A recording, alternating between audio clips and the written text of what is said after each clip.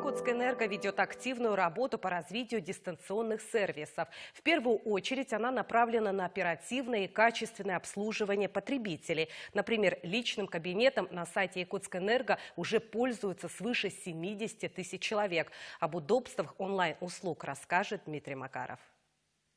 С каждым днем тех, кто оплачивает услуги Якутскэнерго в онлайне, становится все больше. Потребители по достоинству оценили дистанционные сервисы компании. Число пользователей личного кабинета на сайте Якутскэнерго растет колоссальными темпами. Если год назад их было 50 тысяч, то сейчас в 1,5 раза больше. Получается, в среднем каждый день добавляется свыше 70 человек.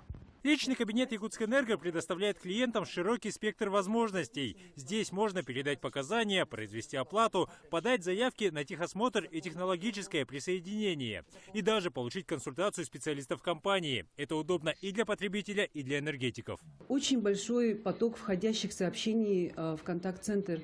Телефонные линии наши перегружены. Дозвониться порой бывает сложно. Поэтому мы просим наших потребителей обратиться через сайт. Это сделать очень просто.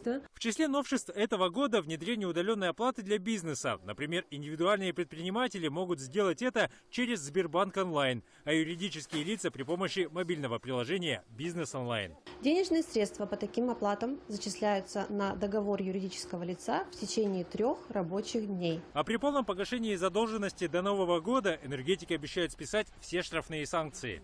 С 1 декабря энергосбытом запущена акция по списанию пеней. Для этого юридическим лицам необходимо обратиться в отделение и участки, оплатить свою задолженность и составить акт сверки. Якутскэнерго планирует и дальше развивать онлайн-сервисы. Например, уже сейчас приложение «Мой кабинет Якутскэнерго» доступно для устройств на Android. В ближайшее время такая возможность появится у всех пользователей смартфонов. Дмитрий Макаров, Роберт Набиев, Вести, Якутск.